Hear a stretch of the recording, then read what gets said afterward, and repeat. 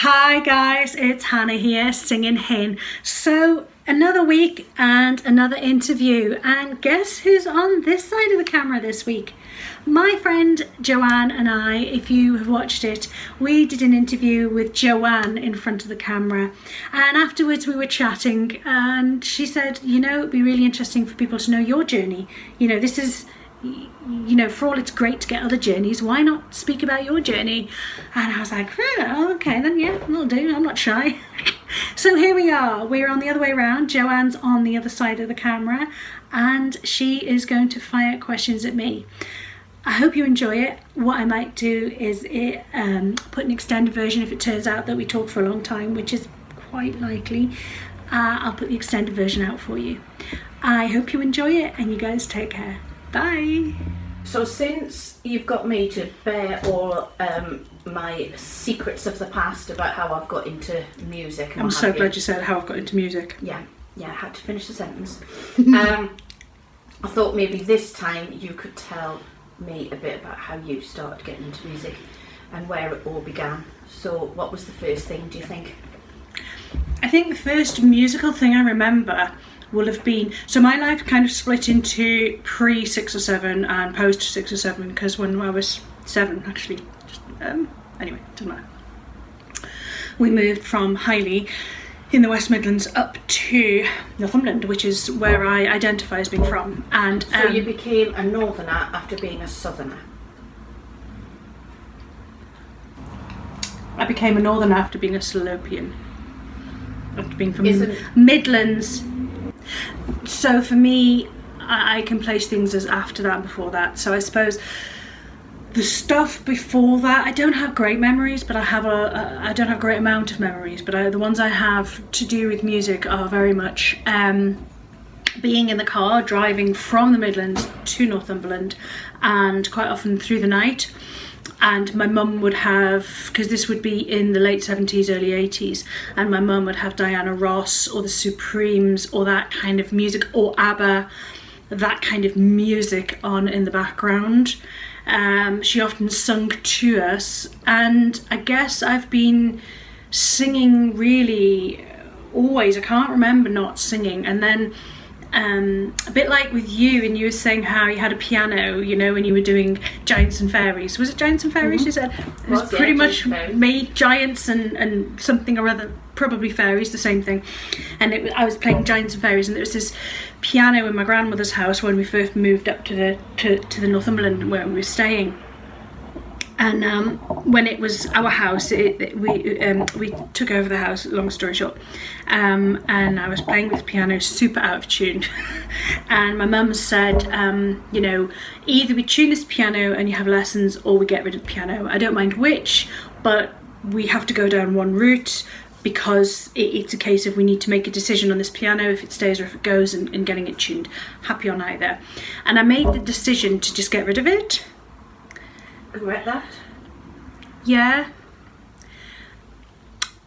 But then you wonder, would I have the same joy of music that I have now?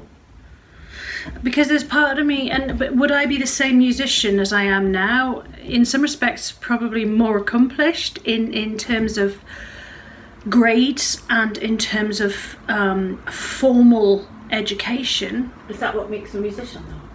Well, this would be my argument, that I don't think it is. But I think what's been pushed into me is from, I don't know where, is that if you don't have qualifications, you can't be a musician. And that if you don't have grades, you can't be a musician, and that you can't be competent at it. And also that if you don't, and there's still this thing, and was it I can't remember his name, trumpeter, oh gosh, I can see, like a famous one? Yeah, like Louis jazz. Armstrong? Yeah, but jazz, I can't remember his name, but anyway, he didn't read a scrap of music at all. He just played by ear and learned by ear. And would you argue that he wasn't a musician? Absolutely not. He's a professional musician. He's really well known, even by people who can't remember his name anymore. Are you sure that wasn't Louis Armstrong? I'm going to Google it might have been Louis Armstrong. I'm going to ask Mr. Google. Okay. But the one I'm thinking of, I want to say Chuck Norris. That's not Chuck No. Norris. Was it Chuck somebody though? It was something of that ilk. Oh, but anyway. So I guess, yeah, that's how I got started really. Well, not the point, that's how I didn't get started. That's how I got stopped. And that I got to a dead end. At 20 he could read music, but I'm not sure he could beforehand. All right, okay. There you go. The other one will come to me probably. Armstrong received first musical training during a stint in juvenile detention. Get in. He spent his youth singing on the street for spare change, but he didn't receive any formal musical training until age 11 when he was arrested for firing a pistol in the street during a New Year's Eve celebration. Now, you see, I never knew that. There you go. Anyway, I'm not sure it's who you were thinking of, but... It wasn't, no. But yeah, so that's kind of where I kind of stopped really, in that I didn't get music lessons. Right, so piano's gone. Yep. Still singing around the house, still music around the house. Yeah, I mean, I think it was all informal and impromptu. None of my family played an instrument. So it was more the singing, I think, really. And I think, I can't remember when, but my mum she joined the choral society, the Annick Choral Society. And she was in that for many years. As a soprano, darling, don't you know? So she'd come home with the music and I'd look at the music. And actually, I do remember now, suddenly, out of nowhere, I think I wanted to join a choir, but I think I couldn't join that choir at the time, or I didn't want to or something, because I can't remember if this was pre-going to school in Annick or post. Well, it certainly wasn't post, but I can't remember if it was pre or during. And as you know, I've never been an Annick-phile, particularly. So I went and asked if I could join the choir in Whittingham, and they said yes. So I joined the choir, and interestingly, I joined the basses because I couldn't hear the difference in octaves, and they didn't tell me. So I don't know whether they were all just laughing at me, or if they just didn't mind and were just like, oh, she's a wee bairn, we'll just let her play herself, you know, or what. But I joined the basses, but I only went for a few because I just didn't feel I liked it. So I have to be honest, I think part of it was... You were singing a bass part. Yeah. When you went to bass. Yeah, essentially. But nobody told me. Could they have been conscious about a young voice and not wanting to push them too high? They could have been, but surely then you'd put them in with the altos. You'd have thought. Because really you'll be singing you'd be singing at least an octave, if not 2 octaves above the bass anyway. So you'd still be in your higher range, depending on what they were singing. So yeah, so I think that was my first. But as you know, my childhood wasn't like that. In a lot of ways, there was a lot of bullying going on. So a lot of the time I saw instances in my life that happened through the glasses of being bullied. So I might have misread situations. So I want to be careful of quite what I say about that, you know. Yeah, so Mum would bring home a lot of music, like The Messiah, like Gloria, I think it was not the Queen of Sheba, because that's Zadok the Priest. Thank you, Zadok. So I've never done Zadok the Priest, and I don't think we ever did Gloria, but I kind of know Gloria from Mum singing it around the house.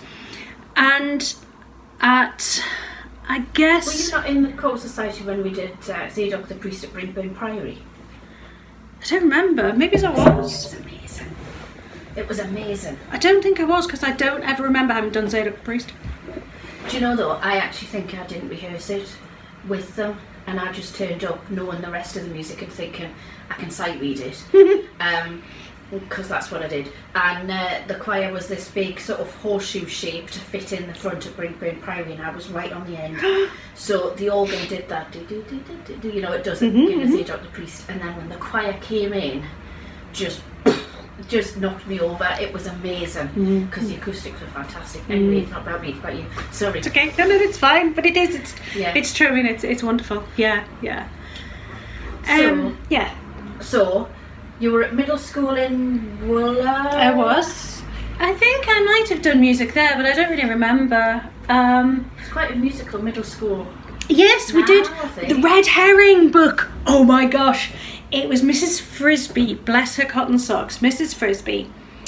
And, suddenly it's all coming back to me now, yeah. Mrs. Frisbee was the music teacher, and she had these books, or the school had these books called The Red Herring, I think it was. And it was loads of English folk songs, but quite often it was ye olde Norfolk English folk songs, not Northumbrian folk songs. So I came from that, and that could have been Mrs. Frisbee, might not have been from the north, I can't honestly remember, but I came away from that with lots of like, I'm the urban spaceman baby, and what was the other one? I got a brand new combine harvester, and I'll give you the key. What was the other one? The turnip. Da da da, we're the turnip on da da da da with my sweet nightingale. Oh, it'll come to me. Anyway, random ones. And I think we might have had a little singing group there, but I don't remember fully. If we did, I don't remember it particularly. But what I do suddenly remember, that'll be 9. Hang on, 9 till 13 that was, wasn't it? So what I think, is that right? 9 till 12? 9 till 13? 9 till 13, yeah. 9 till 13. So I think I'll have been about 9 to 12. 9 to 12. So probably 10 or 11 then, I think. I think for the last year or the last 2 years of being at Wooler, one of the ladies whose name escapes me, one of the teachers, organised a guitar club. And I had a guitar at that point. I'd bought off a friend for 20 quid, an old acoustic one that I bought for 20 quid off a mate. And I took it along and I got guitar lessons, and that was brilliant because we just learned basic chords and basic chord shapes, and we sung songs with it. And I don't really remember a great amount about that as a club, but what I do attribute to that is the ability, having those chord shapes so ingrained in me that you're not, that idea of being able to see C chord, or somebody's written C chord or whatever, and your fingers are making the shapes. I mean, that's it. Your fingers are making the shapes before you're doing anything else. That I can attribute to that it's so deeply ingrained in me as a muscle memory that there's something wrong when I forget it. There's something literally physically wrong with me in terms of I'm sick or I'm tired or something like that if I forget what that shape is, literally, And I think by then as well, because we were using the Red Herring, there was music with dots, so I was starting to get more familiar with and seeing dots and understanding what they were. And I'd ask my mum sometimes, and well, again, my mum wasn't a fluent reader of music. She understood a lot of it from being in choirs, and she wasn't a sight reader by any means, but she understood a lot of it from being in choirs. So I'd say, what does this mean? What does this mean? So I got a lot of the basics from her, I suppose. Yeah. So from middle school to high school. Mm-hmm. So you came and joined us at the Duchesses. We did. I did. Year 9. Year 9. 13 years old. Have you already told the story? I think you've already told the story of how we met. I don't know if I told the story. I don't know. Yeah. So that one, just as a little, the thing with that is though, so my brother was, I think, a year above me at school or 2 years above me, I honestly can't remember, but he'd been in the choir, the Duchesses High School choir, and they'd gone to Europe and they'd performed, and they'd been performed at York Minster and all sorts of things, and he was always a tenor, and I got to hear a lot of the music from him, and we'd go along as a family to watch him when they were more local. And so I got to know some of the repertoire from that as well. And I knew when I got to Alnwick, one of the things I wanted to do was join the choir. And that's the one thing I can say, that in that year of intake, I will have been one of the first, because I almost beelined for the music studio to go in and say, I want to be in the choir. So. What do you remember about the choir then? Gosh. the choir was a huge part of my life in Alnwick, and a huge part of my social life and of my acceptance. Again, in terms of, this is about my musical journey, but again, I was bullied quite badly at Wooler, and some of that carried on to being at Alnwick, but I felt, it is that thing of finding your tribe, I think, isn't it? And I think I found my tribe with the music people. They were like me. A lot of them were a lot more, here we go, a lot of them I perceived as being a lot more musical than me. And it's taken me a long time to be able to say that. Even I think 10 years ago, I'm 47, I think even 10 years ago, if I was sitting here, I'm 46, I'm sorry, I'm 46. But yeah, I think even 10 years ago at 36, I think I would have turned around and said a lot of them were more musical than me at that age. Where now, I have enough confidence in myself and my abilities then and now, I think, to say... It was just your perception. It was my perception, because a lot of those people, yourself included, obviously, were going through formal musical education outside of school, which was much more applicatory, in terms of there was an application of that to an instrument. And again, even now, I think the voice isn't seen as an instrument, and it's a case of anybody can sing, and everybody can sing, and that's what I'm trying to say, but at the same time, it's not then seen as an instrument. And so when people say to me, what is your main instrument, and I say my voice, and a lot of people are like, it takes them a bit to get their heads around and go, oh, okay, yeah, I can see that. But for some of them, it's a bit of a, they don't argue with it, but it's just a bit of a mind shift to think, actually, yes, fair enough, it is. But yeah, I think memories of just constantly hanging out in all free time in the music studio.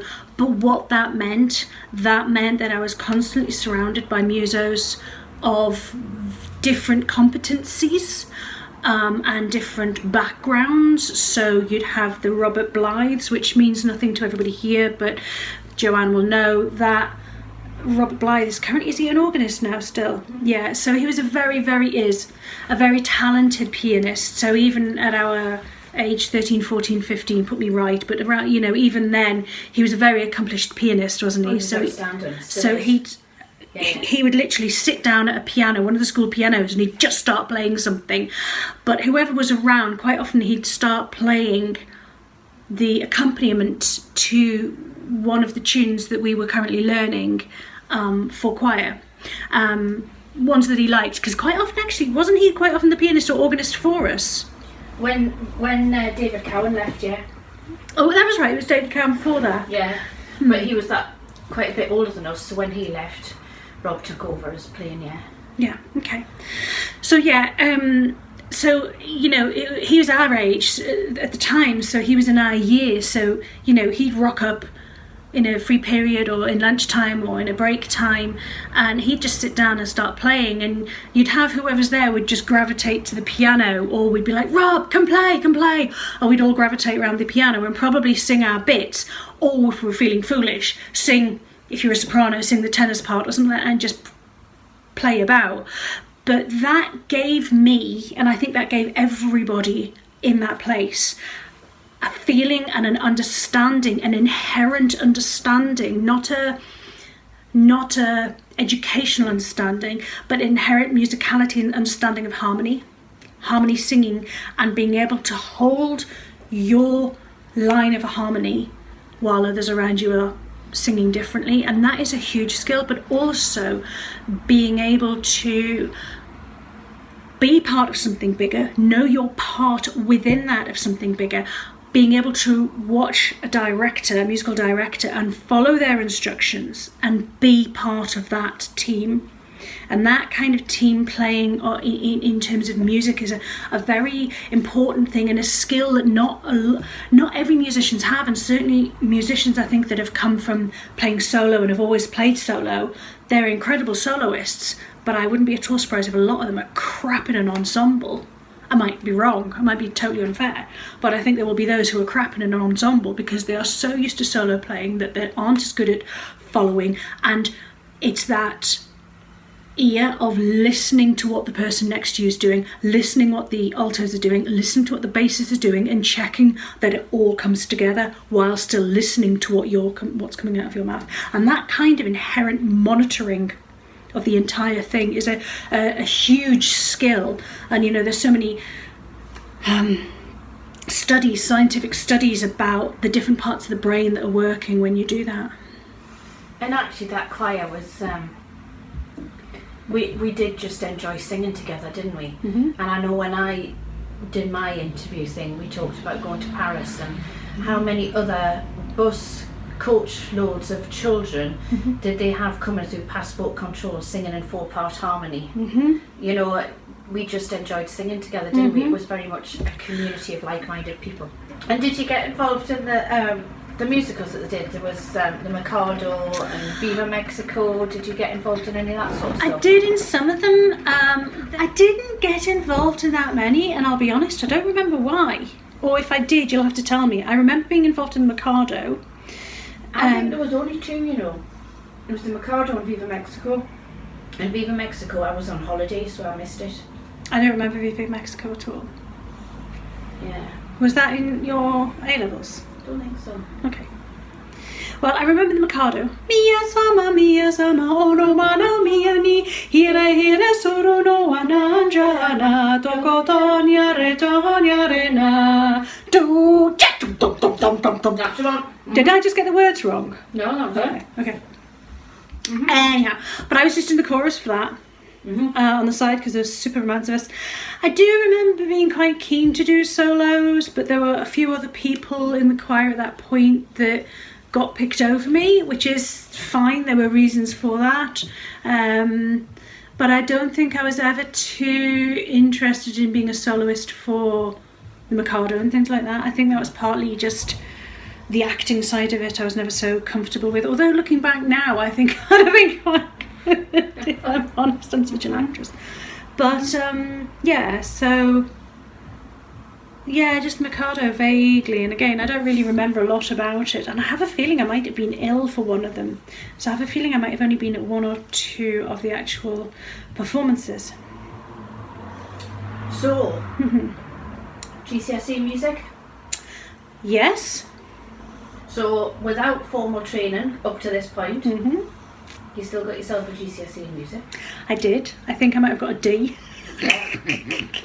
It was a pass, just about, and a bit. Pass and a bit. Yeah. It's still a grade. Yeah, so I got my GCSE in music, yeah, but I still don't feel as though at that point I understood stave, I understood all of the squiggly bits, pretty much the basic and the intermediate, I would say, squiggly bits.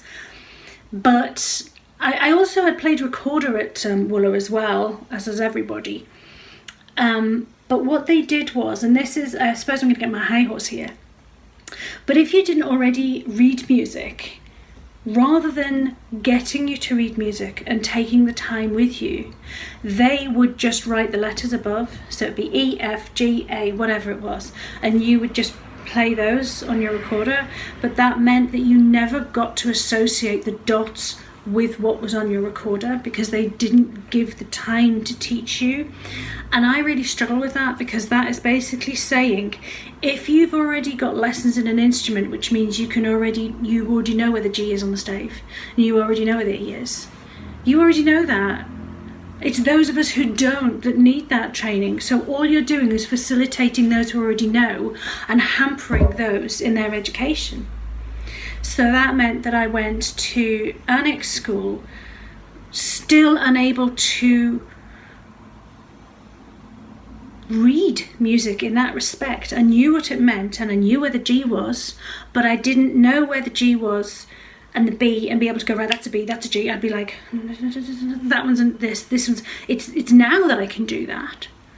And even now, and this is my lack of formal training and my lack of willpower to learn now, and part of that is lack of time and lack of necessity to learn it, is I just said this earlier on, I am absolutely terrible at my times and beating time. So if I don't know a song, I'll really struggle to read the dots, the time length of those dots. I know what they mean, but I can't beat it in my head and sight read that. So basically, if I'm reading a piece of music, it has to be in something that I already know, and I'm reading it to remind myself where it goes. But I will be using my knowledge of the song to give me the timing of it. And I'm only ever reading the notes, not the time length, because I can't learn that. Because I can't read that, because I've never been taught that.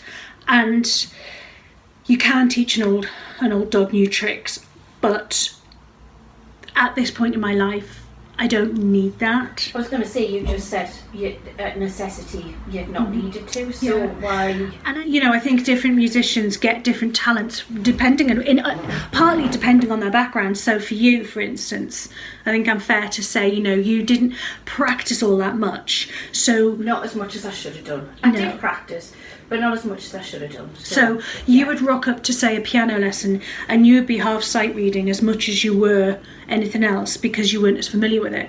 But that meant that your sight reading really pulled up very, very well. I never had that, but that meant, and still means, that my learning by ear and my recall of songs on the whole, I'm going to say it, is excellent. She says. No, it is, but mine, I cannot play without the music. Yeah. I cannot remember lyrics without the words in front of me. Mm-hmm. I can't do anything without it in front of me. I mean, literally just this evening, just for you to know, before we decided to do this interview, we had the pipes out and we had our whistles out, and we were just having a bit of a jam, if you want to call it. We're just playing some music together, but it was very much, Joanne was saying, what do you like, what do you know? And I'm like, oh, I really like this song, I like this song. And she's like, right, have you got the music? I was like, no, it's in my head. But that's it. It was a case of I had to find it for Joanne. I was like, well, this is how it goes. She was like, yeah, but I can't know it on the whistle to that. I can sing kind of how it goes, but I still need it on the whistle to know where I'm going. And do you know the stupid thing is?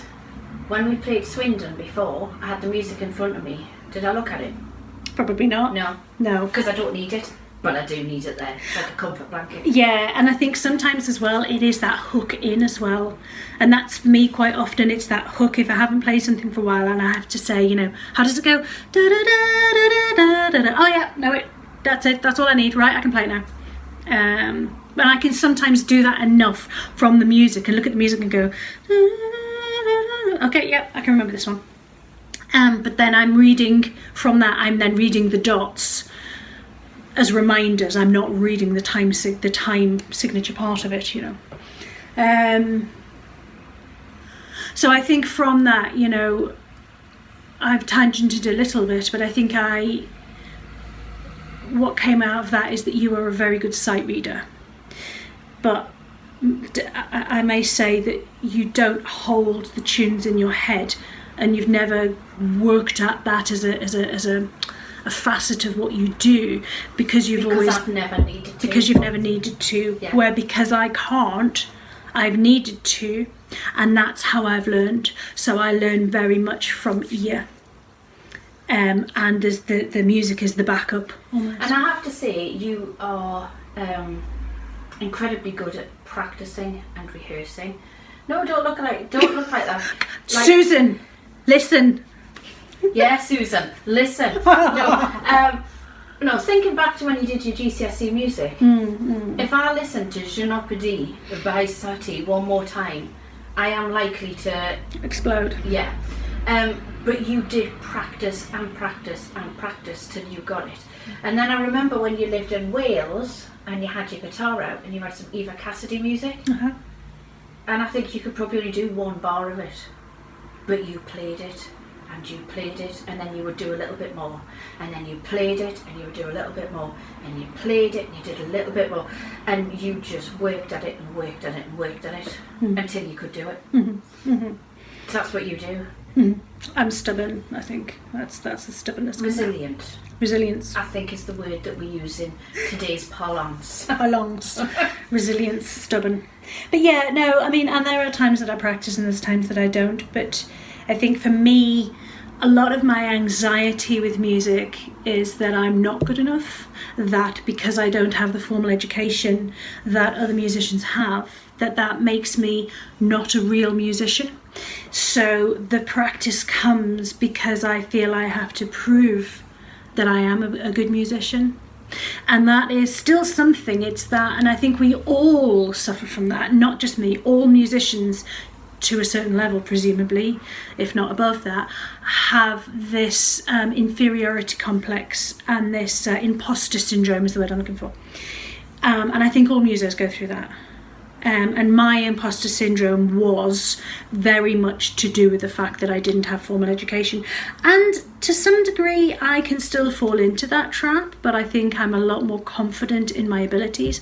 And I think that's why jazz very much suited me, because I don't play by the music. The idea of being able to go off piste when you want to, that idea for me is just awesome. You know, just being able to do whatever the hell I want, just make it up as you go along, and being able to just find those awesome notes in a chord where you've got musos around you playing and you're just like, there's a note in there, I can hear it, I just need to find it. There you go. You know, I love that. And that is, excuse the pun, at the opposite end of the scale. Nice. Thank you. To sight reading classical orchestral music, where you are bang, bang, bang, absolutely machine accuracy. And you have to be for it to work with that many instruments. Yeah. Yeah, some would argue I was never that accurate, but I'll take it. Thanks. Well, you got the notes more than me. And the thing about you're up at D number 3 as well, I don't remember practicing it that often. I know I did. You did. But I know I did. But I don't remember the practices. What I remember is the performance and the fact that I fell apart with nerves halfway through. And because I couldn't sight read, I had to remember where I was and pick it up. I couldn't just pick it up from the sight reading. And I think that's probably one of the reasons that my grade wasn't brilliant, along with a lot of other reasons, don't get me wrong. But I would imagine that I'll have been marked down for that. I think a lot of it was to do with our music teacher, in that as much as she got us enthusiastic and involved in stuff, I didn't know till I went to do my teacher training what order the music eras went in. Yeah. You know, so from your Renaissance to your Baroque to your Classical to your Romantic, I didn't know that they went in that order. I didn't know what am I listening for in Baroque music? Right, well, I'm listening for an organ, or I'm listening for terrace dynamics, or something like that. Why am I listening for that? Well, because in Baroque we didn't have pianos, we had harpsichords, and they don't play loud or quiet, so we're not used to. Do you know what I mean? Dynamics. If I'd understood why we had these instruments, so this is the sort of music. Then in the Baroque era we had these beautiful fancy Baroque buildings where everything's all fancy and frilly, and so the music sort of displayed Gothic, that, isn't it? yeah. And the music was all fancy and frilly and lots of trills and lots of Hellos! Yeah. And by the time we get to the Classical era, we're much more mathematical because we've started to put structure and order into our music. And if I'd understood that, I'd be, I think, a lot better off. But that was down to... That was Aileen. Yeah. But she was astounding at what she did. But and this is the thing, you know, if she'd been a normal teacher, would we have come away? For me, I want to say, you know, okay, she wasn't that, but I would defend her to the hilt because she didn't give me that. I didn't get very much theory at all from it. But my God, the experience she gave us as a choir, I talking about that, I get goosebumps, literally. the experience she gave us and the opportunities she gave us as a choir, I can feel it flushing through here now. You know, going to Paris, singing at Notre Dame, it's on Easter huge. Sunday. Easter Mass, Easter Sunday in Notre Dame, yes, that one. You know, and that is huge. And then the things outside of that, you know, on the steps of Sacré-Cœur that we talked about in your interview, I think that is the thing at 46. At 46, those are the things that are still musical highlights. I'm very glad to say I've got more now, different ones through my life. But those are still up there.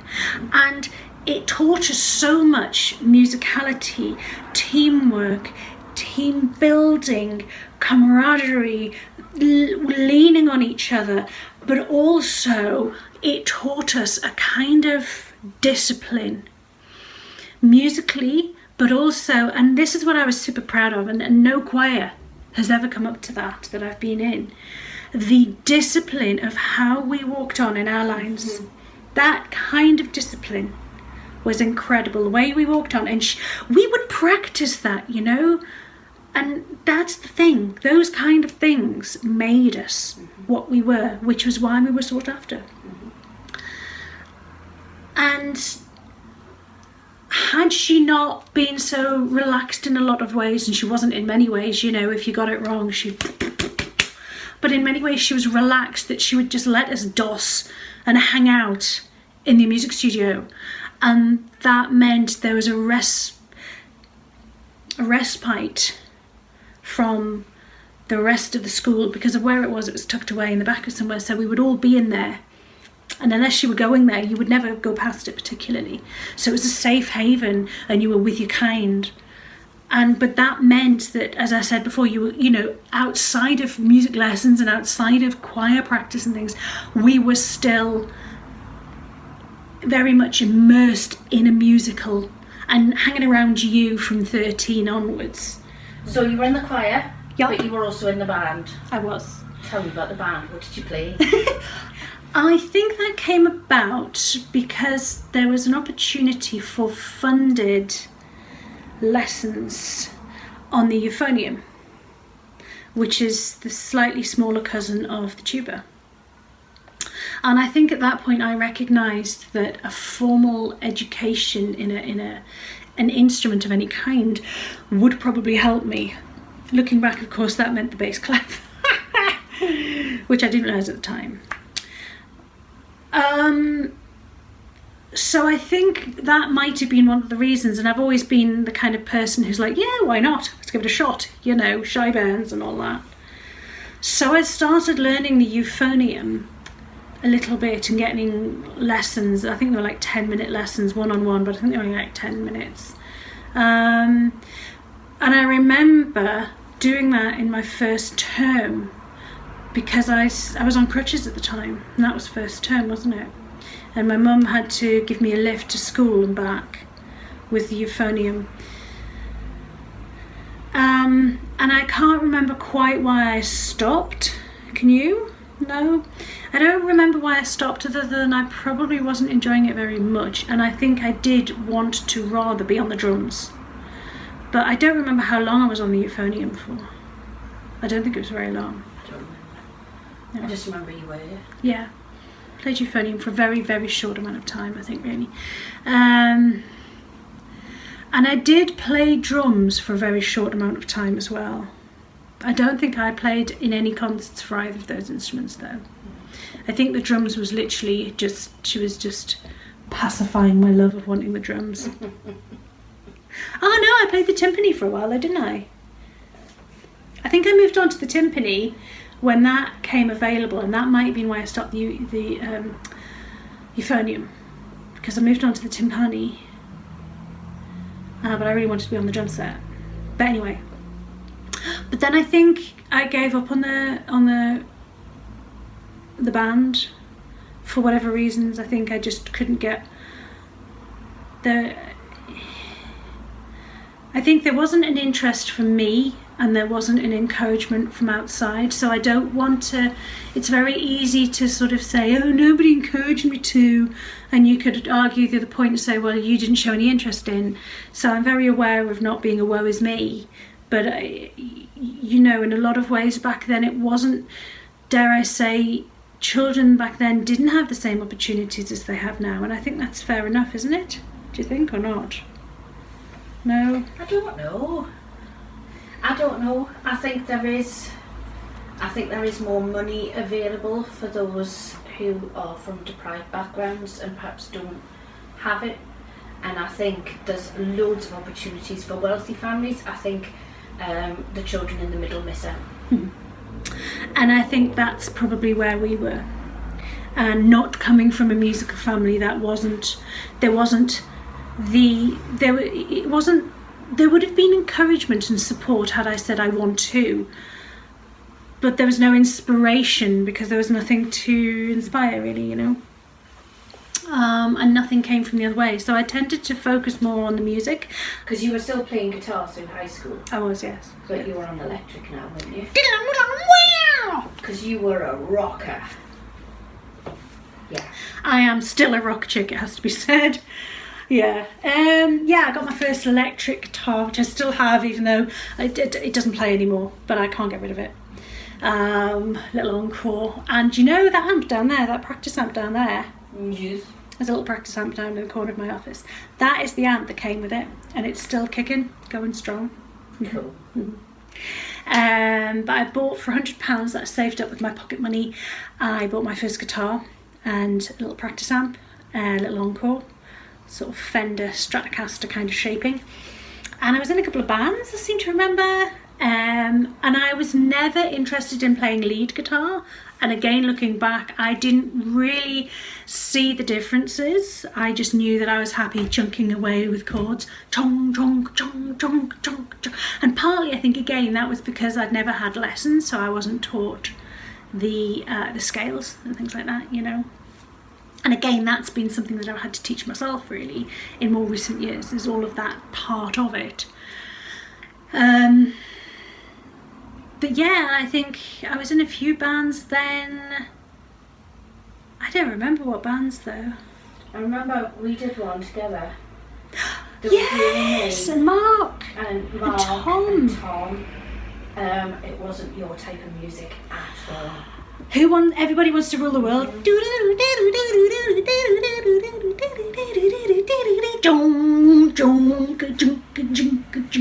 Sorry. Yeah, that. Oh my goodness. So that was Mark Pringle, Tom Cartmel. My goodness, Tom, I'm so sorry I forgot your name. Tom Cartmel, Mark Pringle, you and me. Was there anybody else? No, I think there was just the four of us. I'd forgotten that. And you know what, Tom? I have still some of the sheet music that you wrote out, I think, with some of the words. Everybody Wants to Rule the World and things like that. Still got it.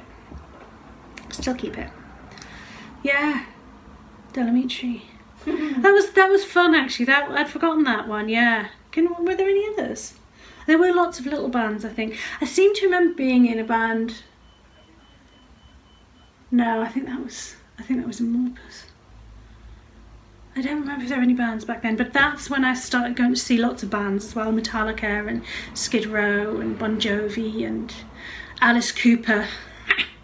Alice Cooper was the first single I ever bought, and Alice Cooper, I think, was the first concert I went to, and I was still on my crutches at that point. Whitley Bay Arena, back in the day.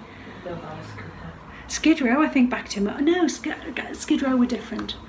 No, they had a different backup. I forget who Alice Cooper's was. But yeah, so I think that was my first concert. Cool. That was around the Poison kind of era. You didn't bite heads off snakes or anything? No. No, good. No. Yeah. So, what happened next? Well, that was GCSE, I suppose. And I didn't really get on with Annika as a school. And I actually wanted a lot of my friends and people that I was actually in bands with or looking at being in bands with at that point were in Morpeth. So I actually changed school and went to Morpeth School. And I was in a couple of bands there, I do remember that. Paul Crisp, and Tally, I think, might have been in Martin Talentire, I don't remember, and Stu somebody, but anyway, so I was in a couple playing guitar. I've forgotten a massive thing. What did you forget that's a massive thing? Do you not remember? Was I 14 or something? And you know how in they had that concert every year, and Douglas Young and his band were meant to be playing, and he pulled out of being the singer, and I went and covered, and I sang all of those songs in the hall as a concert for the school. Do you remember it? I do. Yeah, another one. Was it another one bites the dust? Another brick in the wall. I can't think of his name on keyboards. He came with us to Paris. He was a tenor, ginger hair. Oh my, Chris. Could have been. Wooler. Possibly. Can't remember. But anyway, he was on keys. I seem to remember. I'd forgotten that. So that was probably one of my first concerts. Oh, and I tell you what I've forgotten as well. I was doing singing at Wooler. Mm-hmm. Of course I was. Because we had a competition at Morpeth at the town hall. The postman, the paper boy, the piano tuner too, they all come the front way like visitors do. But my friend Emily from number 22 pops in the back, wait, we'll have a cup of tea. I'm not entirely sure that's how it went, but that's what I've made it into anyway. I love it. Brilliant. Oh my goodness. And first prize was 84 points, and second and third prize, I can't remember if I was second or third, but it doesn't make a difference because we each got 81 points, so I was that far off the top. Very cool. Thank you very much. I'm here all year. So I obviously was singing and doing more solo singing with Mrs. Frisbee. I'd just completely forgotten. Mm-hmm. And then doing GCSEs with you, Anik, I had forgotten that band that I was part of and that I did a gig with. And I'd forgotten that, and I was hanging around with some of the guys then actually who were a bit older, who were musos, so I was hanging around with them a little bit as well. So then I went to Morpeth School and I was in more bands playing guitar, and again by then I was more aware, I think, that I was more interested in rhythm guitar and the chunking. I wasn't as interested in the lead guitar, and I think that was partly because I was already interested in singing as well. And really, if you're singing, unless you're super, super talented, you tend to want to just be rhythming, you know. Mm-hmm. That said, if you're just playing acoustic sets, you're doing all of them yourself. But, you know, back then. So, and I can't remember if I did any gigs there. I think I might have done a gig or two there. Yeah, but I was in several bands, I think, through my time there, yeah. And then you went to university. I went to South Africa. You went to South Africa first. I did, yeah. And so there, the music teacher was actually English, and I got involved with that and in with the dance, and I did a lot of swimming and dancing anyway. And I got involved with the choir there, and she asked if I would help her with the choir.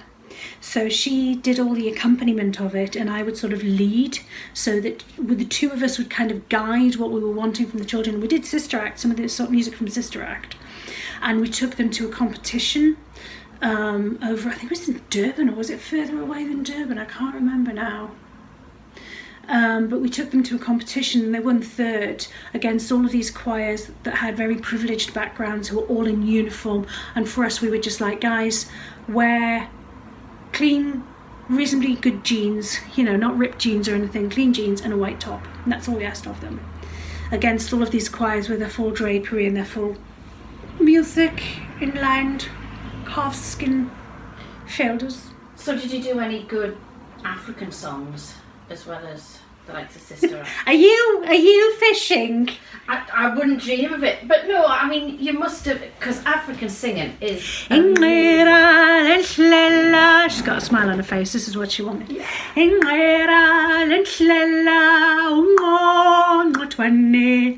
Inqira lenhlela ungqongqothwane inqira lenhlela ubaba ungqongqothwane inqira lenhlela ungqongqothwane.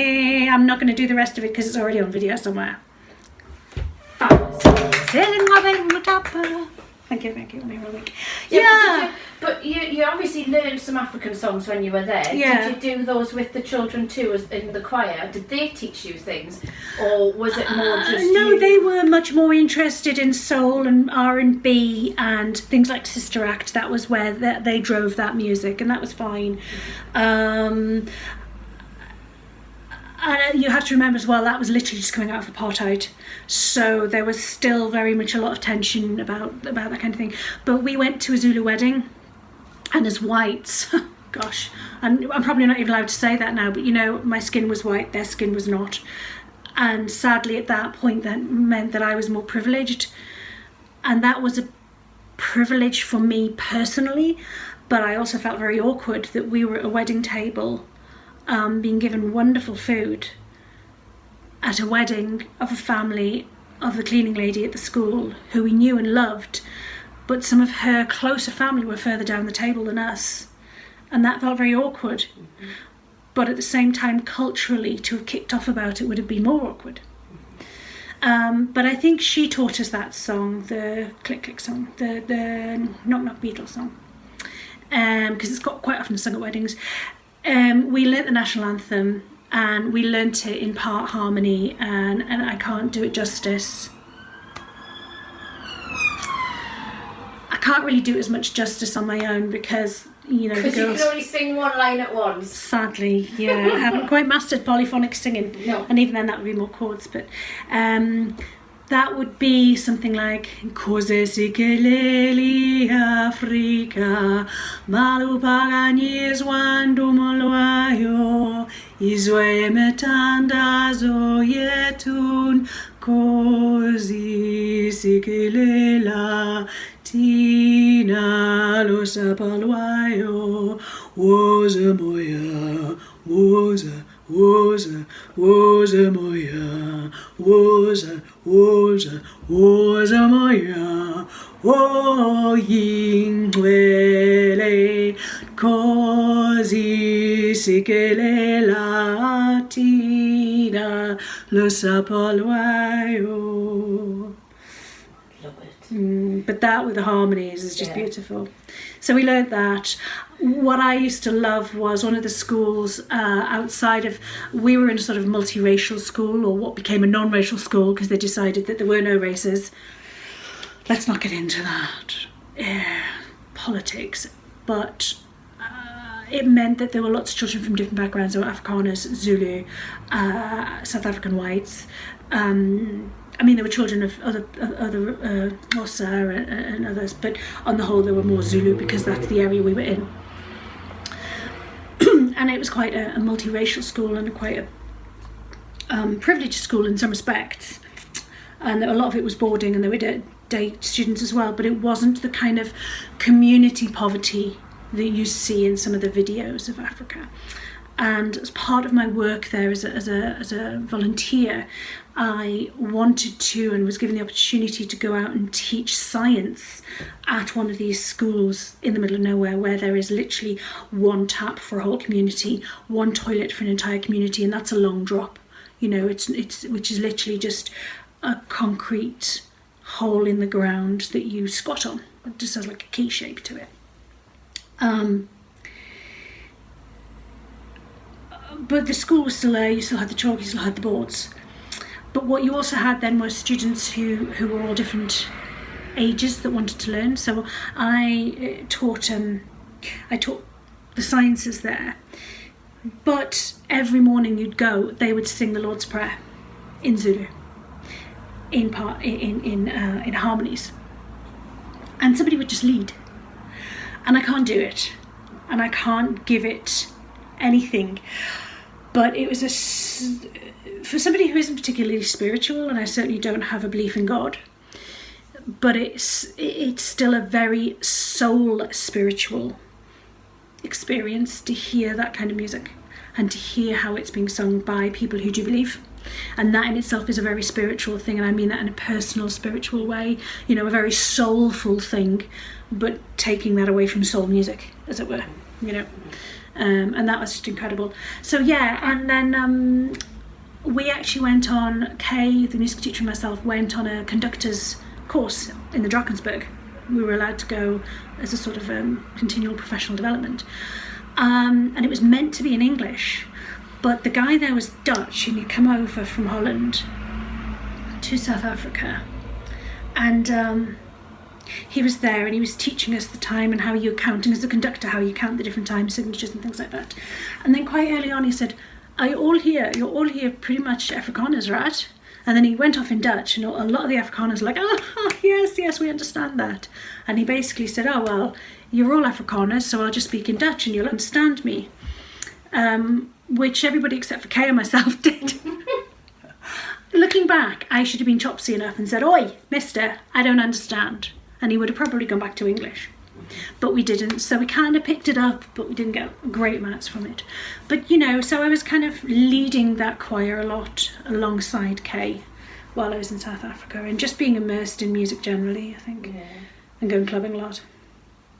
Because it would be rude not to. Precisely. Yeah.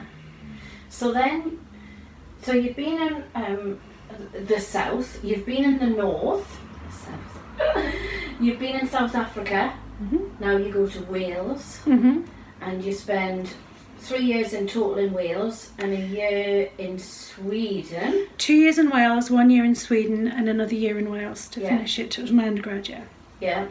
So what did Sweden and Wales bring to your music development? Gosh. Well, Wales is obviously home of the male voice choir, which is a bit of a bugger when you're a female. But you were singing bass once before. Precisely. No, but I mean, they're just super about their music anyway. And I don't... Actually, it was the Swedish part of it that got me into the music. Because one of the Swedish festivals of light, the sort of Christmas time, is the Lucia festival, which is the 13th, 14th of December. And for that, there is a lot of carols sung, Swedish carols sung. So I suddenly found myself, as learning Swedish, involved in that. And I'd just come back from Africa, so I was very brown. You know, this was in the first term of the first year. I was very brown. I had very, very long blonde hair, and it was a lot blonder than this. And it was pretty much down to my waist, I think, at that point. So I was deigned that I would be the Lucia, which was a wonderful experience. So I was on the front with a great big iron, literally an iron circle on my head with crowns, a wet, you just wouldn't do it now, a wet handkerchief on my head so that it would stop the candles from burning my hair. And then this iron thing literally just pushed onto my head hard to hold it on, which meant it was just like cramping my head. And then 5 real candles were lit on top of it. And then I walked in for the ceremony, did the whole ceremony with those on my head. Can you imagine health and safety now? But yeah, so we did that, and that was lots of singing. And again, I was in my element, and I was very much, at that point, I was very much recognised as having a very good voice as well, which was wonderful. And I was very much, I wasn't leading it, but I was helping people, and I was finding that I was surpassing at it, you know, which was wonderful. And obviously it means that I now know a lot of Swedish tunes and Swedish carols, yeah. And then in Sweden itself, I don't think I did as much in Sweden itself. I was busy Swedishing.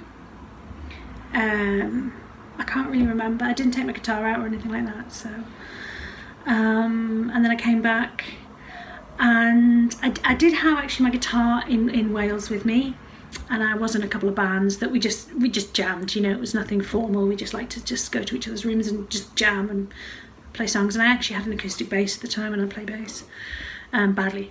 Yeah, so that was that. And then I think second year, before I went over to Sweden, second year, the person who'd led the Lucia the year before had gone back to Sweden because they were sort of year-long times. And they asked me if I would organise it, if you know, I'd be willing to do it. And I was like, well, I don't mind doing the music side of it, but I don't want to organise the rest of it, because I'm very aware that I can over-organise things and I can just take over, and I don't want to take over. So if we draw the line and say that I'll do the musical part of it and let you guys do the rest, I'm like, yeah, works for us. And so I did. So I sort of organised all the rehearsals, I kind of led them, I found a pianist who would play, because obviously, because I don't play piano, a lot of the time when you're a choir mistress or something, you know, you have that idea of, right everybody, on E, blah, you know, and you know, unless it was Jeopardy number 5, you know, Jeopardy number 3, it's kind of knacked. Really, so that's never been my style. So I've always been the person who's like, right, I need to find someone who plays piano to help me on this. An interesting aside, somebody didn't want lessons with me when they found out that I didn't play piano. They didn't want singing lessons with me, because they decided, I think it's a very old-fashioned thing, that if you don't play piano you can't be a singer. I know, I didn't quite get that, so I find that a very interesting thing, but it's there, that for some reason they felt that I couldn't be an accomplished musician if I didn't play piano. In other words, you couldn't accompany them singing on the piano. You could have accompanied them on the guitar, or in the magic of technology today, you could accompany them with any number of backing tracks. And to be honest, that's my preferred, because I then have all of my attention on them. I'm not, if I was playing guitar, firstly I'd be like, right, what's the music, where's the music, how's the music? And some of my focus would be on my own playing, no matter what. And if it wasn't, it kind of should be in a way. But it shouldn't, because it should be in the student. So playing with backing tracks for me is much easier, because I'm not having to scrabble about. They get exactly what they're expecting as well, in terms of the music to guide them. So we've got this sort of build-up of playing in bands, starting to organise things, starting to lead groups, starting to do bits and pieces like this. When did you start with teaching? Where does that come into it? That comes into a lot later, actually. So, I mean, I think, to be honest, coming back from Sweden, and that took me into my 4th year of uni, and really, I didn't have time for guitar or anything. I don't think I even took them with me, because I was just in 4th year, and you'll know yourself, it's well, you know, 3rd year for a lot of people, but it's hectic, and I had chosen to write 2 dissertations that needed to be in within about a month of themselves. One of them was literally the December of my last year, and the other one was the January of my last year, so I was busy tidying those up while going to lectures and the rest of it. So I didn't really do much then, and then I did an MA, and similarly for other reasons and for personal reasons, actually, do you know what, I'm going to be open about this, for mental health reasons, because this was at the time when I was going through a lot of issues with my mental health, which culminated in being diagnosed with, well, I've never been diagnosed with clinical depression, to be honest, but I guess the stage where you've had it for so long, and there's no reason, you know, there's not a reason that you realise that it's clinical if you're still having to be on the tablets to calm your brain, you know. But that's when they first bandied the word depression at me. Back then there wasn't as much to self-help books at all, so you're kind of on your own a little bit. And for a few years I don't think I was really doing as much music through my MA, I don't think. Argue with me if you want, though. I don't know. No, I don't really know, because you were in Wales and I wasn't. I know when you came back though, and you came to Anik Choral Society. That's right, yes. And we shared up there, didn't we, up to Anik from Newcastle or North. That's right. So the Welsh part of my MA, yes, I wasn't doing anything, but that's right. When I moved back and I joined the Anik Choral Society, and that's right, we'd lift share up to Anik, and that was great fun. I enjoyed that. I enjoyed that. I think I was an alto then, wasn't I? I don't know. I can't remember. You were, well, yeah, I definitely was. You've always been an alto then. I have always been an alto. I get bored singing the tune. Yeah. So yeah. So you did your masters. Mm-hmm. You did a spell working in Wales for a bit, didn't you? I did. So, and I think for the sake of transparency, my undergraduate and my postgraduate, neither of them were in music. You know, at this point, again, it had never occurred to me to do music. And I think because I'd never been pushed enough in that direction, or coaxed enough in that direction, or given any impetus to think that I could, I didn't do it. So I did archaeology and Swedish. And again, in my second year of that course of my undergraduate, my brother came to visit and I was doing artwork. And I've always been into art and creative. And I remember him clearly turning around and saying, why didn't you go to art college? And me not having a reasonable reason. And again, I think it's because it just never occurred to me. Now, is that because I just didn't think big enough? Is that because the options weren't there? I honestly don't know. But, you know, looking back, I think it might have been a better idea if I had done, in a way. But then I wouldn't be who I am now. So you can't... And this is the point, you know, going back to that first question, giants and angels on the piano. If we kept that piano, where would I be now? Would I be here but better at sight reading? Would I have got entirely sick of it because I had a bad experience with a pianist or a piano teacher who basically undermined the little confidence I had in myself and put me off music entirely, which sadly happens? So, you know, you can, which is why when you said, do you regret it? I was a bit, yeah, because I feel, you know, where would I be now? I have to this is where I am. But yeah, so I kind of moved about a bit, and then I found myself in Wales digging as an archaeologist. By this point I'd done my MA in cultural landscape management, so again in the archaeology side of it. And then I found myself there, and I found myself finally with a little bit of extra money in my early 20s. And that's when I was like, do you know what? I'm going to get singing lessons. So I got singing lessons. I seem to remember joining a choir as well, but I might have that bit wrong.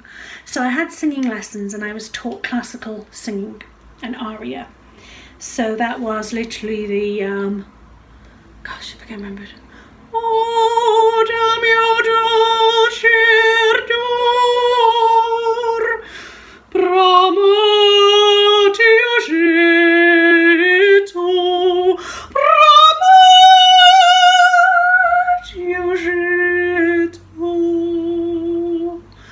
but I probably got that wrong. And again, you know, I've done that a few times on video for people, and I'll put the caveat that that really wasn't very good. It sounds quite, you know, it sounds quite good if you don't do it. You're like, wow, that's brilliant.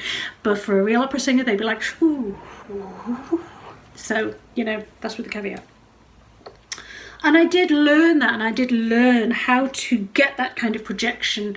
And again, you might not have got that in the video, but hopefully could you pick up on that kind of projection and the very different sound of my voice. And actually, interestingly, you probably haven't heard me sing like that very often.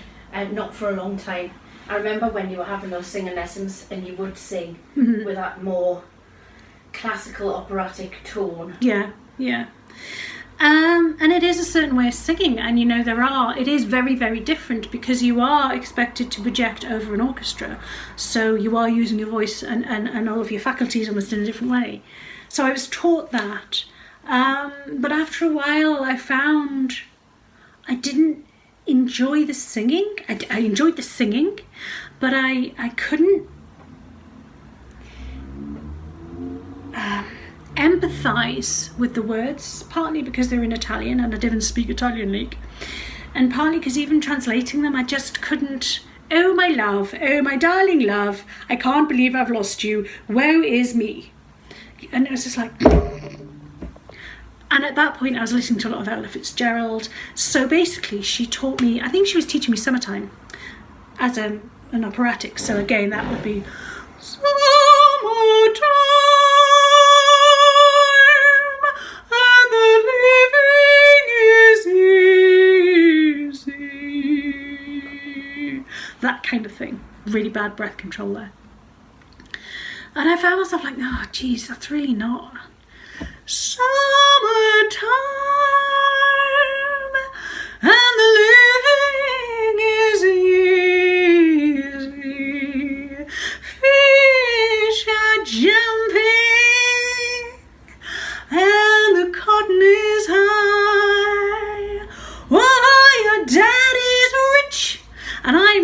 preferred that to, oh, your daddy's rich. I was just like, and I suddenly found being able to play with it so much more exciting. And I said to her, look, can we go down this route? And she did. She got summertime. She said, right, let's try summertime in both. Let's keep you so you can do both. And that was great. So we picked music where I could do it as an aria, kind of very classical, and then I could do it and swap it around a bit, and that was wonderful. So I was with her for several years, and she taught me a lot of the basic groundwork, but, and this is no disrespect to her, because that's a lot of the background of how people are taught in that way. Never once did I hear or learn about what the vocal folds are, the true vocal folds, the false vocal folds, even the larynx. The way I was taught was very much clench your butt muscles, have your head upright, think about it. So it was almost like emulation and following her. And yes, she talked about the resonance coming from your head, but again, the resonance isn't really from here. The resonance is actually from here and from the skull parts in here, and it's from the skull where they talk about it as being the head voice and the chest voice. And again, you've got the head voice, the mixed voice and the chest voice, and for me, other way around. And for me, I don't like that, because that's not what it is. It's all from here. This is the primary source. It's how the resonating happens that's changing that. But at no point was I taught about vocal folds at all. And that came a lot later. But I think from that, they gave me a lot more confidence in my voice and made me realise that I could solo. And I think that's when I started taking my guitar down to Wales, and I started writing music then. And that's when I started performing a lot more for people, and singing and performing and writing my own music, yeah. So then I was in Wales for what, 3-4 years? And we'd still come up to yours and we'd jam and do stuff, I think. Yeah. So then, what made you make the change from doing music as a bit of a hobby and a bit of a sideline to essentially making it your business and what you do? What made that leap for you? I think, well, I'd always wanted to be a singer, hadn't I? I'd always wanted to be a singer from a young age. I'd wanted to be in a band like Metallica, and it took a long time for me to realise that my voice just wasn't Metallica based. But I think it was something I always wanted to do, and then I realised the way to do these things, nobody's going to hand it to you, you have to do it yourself. So I think at that point, we're looking at about mid-2000s now, 2006, and I'd had lessons and I'd been singing down there for several years and writing down there. I don't remember how long I had lessons for, a couple of years I think, and she taught me a lot of the groundwork. And then I came up here, moved back up here in about 2006.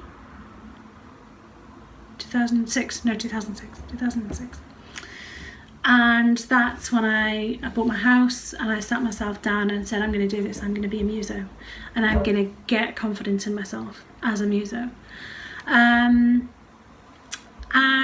it was about that time, or a little bit later than that, that we went to Whitby Folk Festival, which was wonderful, and we played at that. And I met our friends, our good friends, Susan and Malcolm. And Malcolm had given us this idea about his idea for Friendly Neats, which was wonderful. And that's about that time we started up the Friendly Neats, I think, not a little, after 2008, I think that was, we started, 2008, 2009. And they went for a good 10 years at least. And I was the singer for that. I was always the singer for that, really. And I played guitar for that. And then in later years, I started playing whistle and Northumbrian pipes. And that was the beginning of singing as an actual solo performer. And that, along with other things, started getting me my stagecraft. And I create my own quintet, jazz quintet, and then quartet, and then quintet again. And we gigged, and we got paid gigs and things like that. And that's when I was still working full time, and I was doing that in the evenings. And then I decided that to help, if I wanted to become a professional musician, and this is the case for a lot of us, the only way you can make the transition and still live is by teaching. Because there are so many instances where people will say, will you do this for me? And you say, well, are you going to pay me? And they're like, well, isn't it just, don't you just do it for the love of it? And it's literally like, would you expect a plumber to come out and do your plumbing for you, and then you don't pay him because he just loves his job? But with the arts, there's very much this perception that we just do it for the love of it and we don't need paid, or tell you what, we'll pay your beers. It's like, well, I don't drink, I'm a singer, I'm driving from 40 miles away or 20 miles away. So I started teaching, and I think also it was the natural progression, and then through the teaching I found myself, as you start teaching others, you feel you need to know more yourself. And then in 2014, I came across the Still method. So I'd been teaching for a while, and then I came across the Still method of teaching and of singing, which is very much about isolating the parts of the voice, about the fact that there are figures, and about these different... So, I mean, I talk about this a lot, but as I'm talking to you now, I'm talking in tilted thyroid. So my cricoid, there's the two main cartilages in your larynx. There's the cricoid and the thyroid. Thyroid's at the top, cricoid's at the bottom, and they each tip independently of each other. The thyroid tips down and the cricoid tips up, and you can have either or both of them sort of switched on. And because your vocal folds are connected at the front to the thyroid cartilage, but at the back indirectly to the cricoid cartilage, and at the front they're joined together, and at the back they're actually separate. This means there's along with a lot of other things and muscles and nerve things happening in the larynx, that's a lot of what changes your voice. So I naturally speak with my thyroid tilted, but if I speak with my thyroid upright, it's a very different sound. It's a much more perceived louder sound, and it's a slightly harder sound, but it's not hard. But if I then start speaking with my cricoid, it's harder still, and it's a harder sound again, and you can hear it. And there's different things going on there. I'm changing some other things in there as well. But then if I move it and I'm starting to speak up higher in my voice and putting other effects on, things are happening. But it's really, really still very safe for my vocal folds because I'm changing things higher up. So I started becoming really interested in that and how that worked. And that's what taught me, well, I taught myself and went on some of the courses for the CPD. And that's what taught me and got me into this idea of vocal folds. And actually, as I've always been interested in science, as you know, so the science aspect of it really, really ticked boxes for me, and being able to fully explain what's going on and why people are getting issues with their voice and why voices get tired and why people like Adele have to have surgery because they're singing in a way that perhaps isn't sustainable for the amount they're singing, and they're getting these nodules on their voice, and what that means and how we can avoid that. So that's really how I got into that side of it. Before that, I'd been doing, before that as well, in 2000, I think I started teaching in 2000, I think it's 2012, 2013. And before that, while I was up here, I'd been getting more lessons with another lady as well. So now you're an expert in all things vocal? I wouldn't say that. I mean, nobody's ever an expert in all things. No, I didn't say in all things. But No. Your voice? No, I'm not even an expert in all things vocal. There's people who are a lot higher up than me, but I am certainly skilled and knowledgeable within my field. I was going to say, have that confidence in yourself that you didn't when you were in school. Absolutely, yeah. Because actually, what you know about the voice is loads. I And know. anybody who comes to singing lessons with you is going to learn how to use their voice safely so as not to damage their voice, and therefore, because you only get one.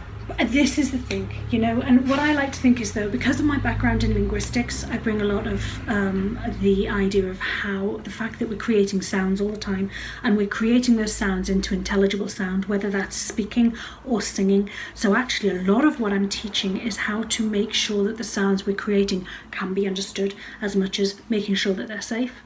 But this is the other part, I don't have formal teaching skills. I don't have formal teaching skills.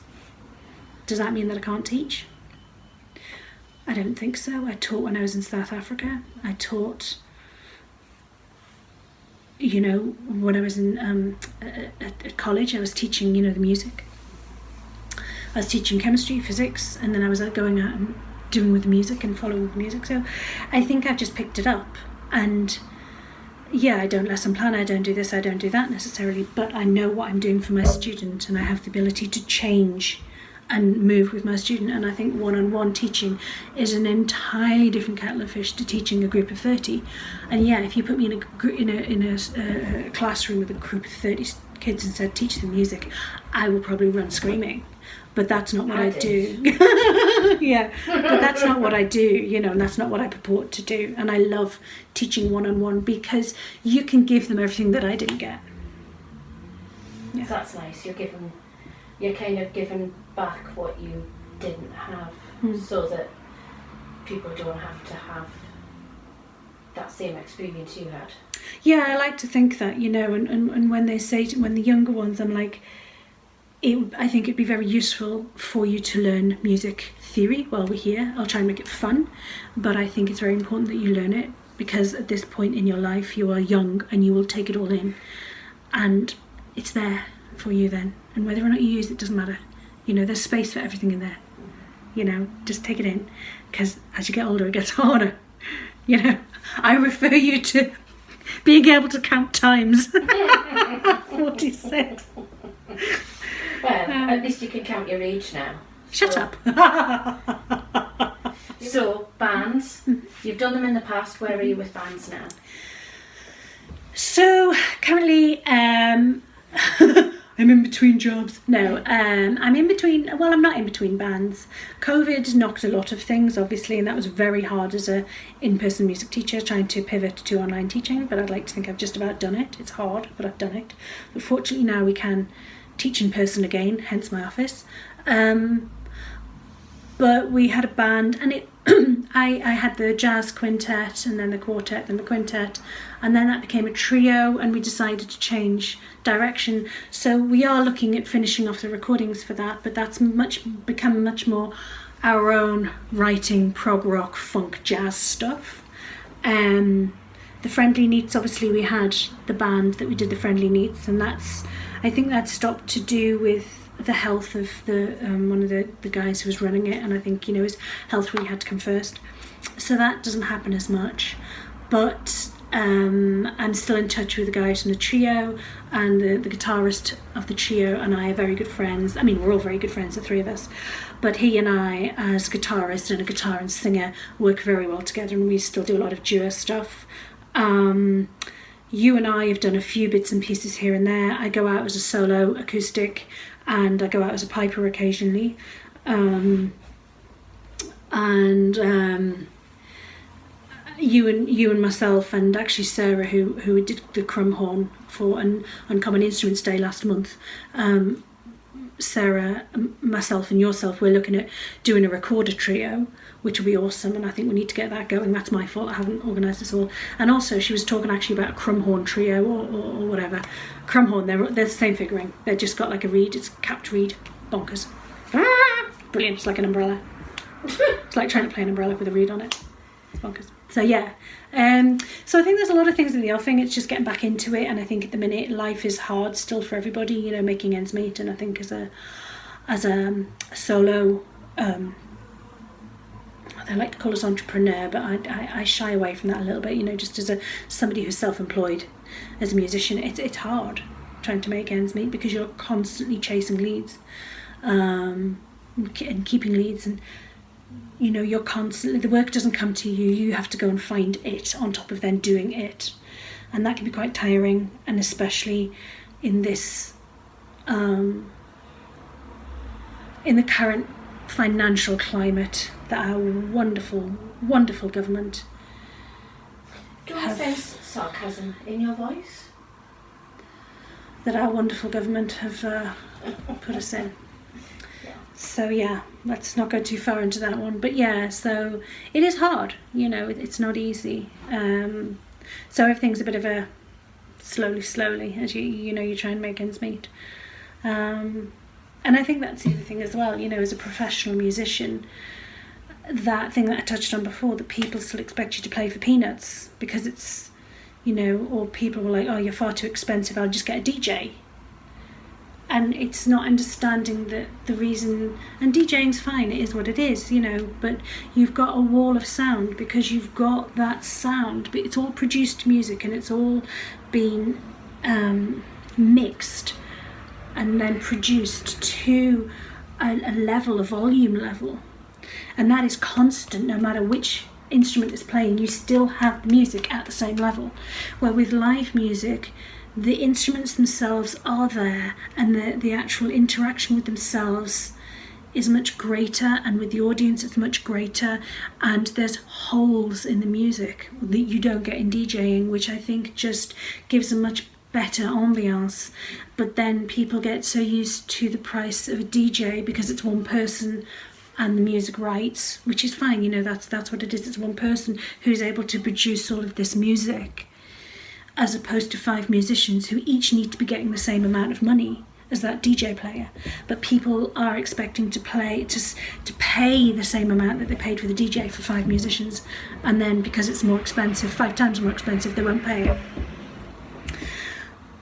And then there's the idea of where music's going, and the fact that, you know, jazz isn't as popular. And I mean, we had a residency. Matt and I had a wonderful residency at the Hilton in the airport, in Newcastle Airport. Actually, it's Fratello's inside the Hilton, and we used to sing in the atrium, sing and play guitar in the atrium. And it was just a quiet jazz, afternoon jazz. It was lovely on a Sunday afternoon. I think it was once a month or twice a month. It was a lovely little gig, until a different agency took over the entertainment management of that venue, and they said that nobody was interested in jazz, and they got a totally different act in.